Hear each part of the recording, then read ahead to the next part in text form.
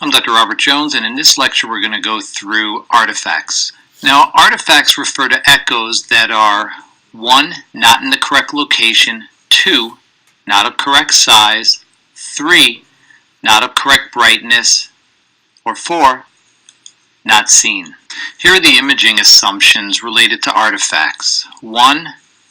It's assumed that sound travels in a straight line, but we know that that's not always true. Refraction may occur. It's assumed that sound travels at exactly 1,540 meters per second, but we know that that's not true, that it varies to some degree within the soft tissue. Next is sound travels to the reflector and then directly back to the transducer. We know that that also is not true. The strength of a reflector is directly related to the tissue's characteristics. Next, the scanning plane is very thin. You have to remember that in addition to an X and Y plane, there's also a Z plane there, so there can be some slice thickness artifact, just like you get with CAT scan in terms of partial volume averaging. You can get slice thickness artifacts with ultrasound because it's not just the X and Y planes, there's also the Z plane. And lastly, reflections arise only from structures located in the beam's main axis. This also is not true, but these are the assumptions made by the machine, and this is where the production of artifacts occur. Now let's first look at reverberation artifacts. Reverberations appear as multiple equally spaced, and you can see that here, equally spaced echoes that are the result of sound bouncing between the two strong reflectors. This artifact violates the assumption that sound returns directly to the transducer. So here you can see sound going in, it hits this brightly reflective interface here of the pleural line, and you can see that there is some reverberation that occurs because you can see a line here, a line here, a line here, here, here, and here, and it all matches out or marks out to the same equal distance, and this is a reverberation artifact.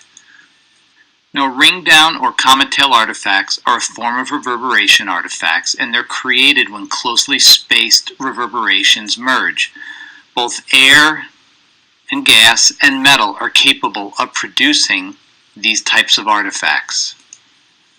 Here's an example of reverberation artifact in a patient who has a metallic foreign body in their foot. You can see here's the echogenic line from the metallic foreign body, and posterior to that you can see these reverberation artifacts. So when scanning through here, this may be the thing that you recognize first, is the presence of these artifacts. So remember, artifacts can be useful clinically, particularly when you're looking for foreign bodies or looking for the presence of air. Now here's a patient who we were scanning their abscess cavity, and as we scan through, you can see that there's all these echogenic areas here, and that there's these reverberation artifacts posterior to it, and this is all due to the presence of soft tissue air. This echogenic line right here was the soft tissue gas within the abscess cavity, and here you can see the reverberation artifacts or comet tails posterior to it. So remember, this can be helpful in evaluating patients for the presence of abnormal air collections. Here's another patient where you can see ring down or comet tail artifacts. It was a patient with emphysematous cholecystitis. So you can see here's the echogenic line from the air within the soft tissue, and posterior to it you can see the reverberation artifacts from it, helping to confirm that this was indeed air. So there you can see all the reverberation artifacts posterior. Here's a patient that we were scanning that had ascites and we were concerned had spontaneous bacterial peritonitis. However, as you look posterior to the peritoneal line here, the first thing that probably stands out to you are these reverberation artifacts. You can see the bright echogenic line here as well as these reverberation artifacts. So this helped clue us into the fact that there was an abnormal collection of air here. So this patient had pneumoperitoneum. And you can see this better on the video clip here. So remember, we use these artifacts to help determine pathology. And lastly, here's an example of a patient where we're looking for lung sliding. Lung sliding is useful in determining the presence or absence of a pneumothorax, and we also look for the presence of comet tails. And you can see multiple ring downs or comet tails emanating from the pleural line here. And this helps us to know that there's not a pneumothorax here based on the lung sliding and the presence of the comet tails. So again, we're using this artifact to our benefit here. Shadowing artifact occurs when the sound beam hits a strong reflector and the sound beam is completely or near completely reflected back to the transducer, and this occurs commonly. You'll see clean shadowing with calcified structures, and you can see dirty shadowing with gaseous structures. So again, we're going to use this artifact to our benefit here clinically. Here we have an example of clean and dirty shadowing. This is a sagittal view of the gallbladder. You've got gallstones here, so you can see the echogenic line right here. What clues us into the fact that these are calcified gallstones is that posterior to them you just see this clean anechoic area, and this is due to the shadowing that occurred from the interface between the bile or soft tissue and the calcified gallstones. Now, adjacent to the gallbladder here you can see some dirty shadowing from air from adjacent bowel. Now this is really more related to the reverberation artifact, but you can see that there's these areas posterior to the echogenic line which represent the reverberations, but this can help you to distinguish between one type of pathology versus another. Here's an example of a patient with multiple gallstones, and you can see this clean shadowing posteriorly. The clean shadowing may be the first thing that you notice and that clues you in to the fact that there are gallstones present here. So remember, this can be a very useful artifact when scanning to recognize. And there you can see the gallstones and the shadowing. Here's a patient with a small distal common bile duct stone. While you can see the echogenic area here of the stone, probably the thing that stands out the most to you is the posterior shadowing. And you can see that this is a clean posterior shadowing. This area is all black here, and this is due to the soft tissue calcified common bile duct stone interface bringing most of the sound back. But this is again going to be a useful artifact in helping you to identify these stones. Here you've got a sagittal view through the anterior chest wall, and you can see there's nice clean shadowing posterior to the calcified ribs. So this helps us to identify the ribs right here, and the shadowing stands out very clearly on this ultrasound image. While there are other artifacts, we're just going to stop here with posterior enhancement, so let's look at that now. Posterior enhancement is going to occur when a sound beam passes through a fluid-filled structure. The sound beam will not be attenuated, and so there's going to be a resultant increase in the amplitude of the echoes distal to that fluid collection. Now, the presence of posterior enhancement is often one of the criteria used in diagnosing simple cysts. Here we have a patient with a large exophytic renal cyst, and what you can see posterior to this cystic fluid collection is that the sound is relatively bright back here, and this is a posterior enhancement due to the lack of attenuation as the sound passed through the cystic structure. Here's a patient with an ovarian cyst. You can see this anechoic fluid collection here, and posterior to it you can see that the echoes are relatively bright, and again that's due to posterior enhancement and the lack of attenuation of the sound as it goes through this cystic structure. Now it's important to recognize these artifacts when scanning, so you really want to make sure in the beginning when you scan that you pay attention to these comet tail and ring down artifacts, as well as the presence of posterior shadowing and posterior enhancement, since this is going to help you to recognize key pathologic conditions or identify structures. This now concludes the artifacts video.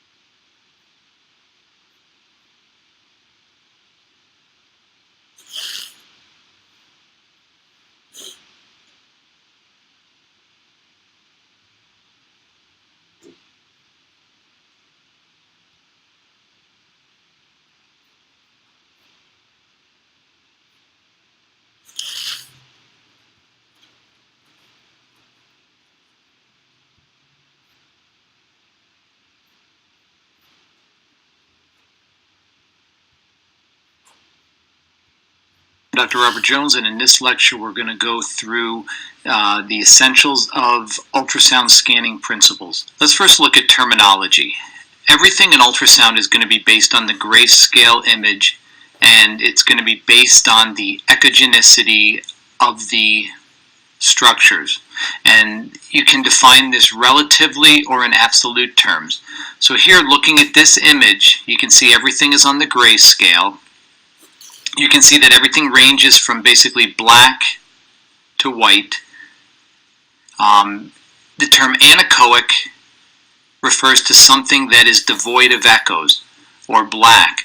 So you could say that this blood vessel here is essentially anechoic. The term isoechoic means that the structures have relatively the same echogenicity. So you could say that the muscle belly here has the same echogenicity as the muscle belly here. The term hypoechoic means that the echogenicity of that structure or region is less than a surrounding area. So I could look here and say that the thyroid gland here is hyperechoic to the internal jugular vein. Therefore, you could say the internal jugular vein is hypoechoic to the thyroid gland. So you can see that these terms are relative terms. This is an absolute term, but everything we do in ultrasound is going to be based on that echogenicity of the structure. Let's now look at scanning orientation. Let's first look at the sagittal plane. The sagittal plane is going to be as follows. You're going to have the transducer indicator always directed towards the patient's head. And the image that you're going to get with that is going to be as follows. You're going to have the transducer here, which is anterior This is going to be posterior. This is going to be patient's head. This is going to be patient's foot. This blue dot here on the screen correlates with the transducer indicator. So with the transducer in a sagittal plane, the indicator is always going to be directed towards the patient's head and provide you with this image here. This is a sagittal view here of the aorta. Now let's look at the transverse orientation. Here you're going to take the transducer and you're going to go from the 12 o'clock position, which was the sagittal, to the 9 o'clock position. So the indicator is going to be directed towards the patient's right. And you can see here, this is a transverse image through the abdominal aorta. So the indicator is directed towards the patient's right. So you get this image: anterior, posterior, patient's right, and patient's left. It's much like what you would expect when reading a CAT scan image.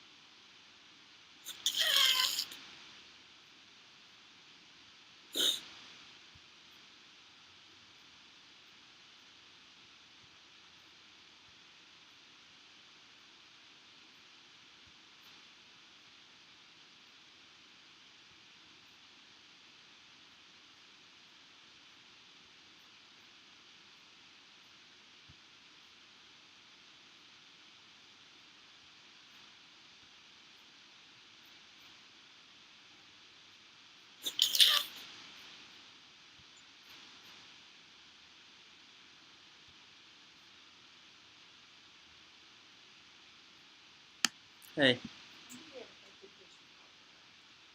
Okay, so let's talk to him.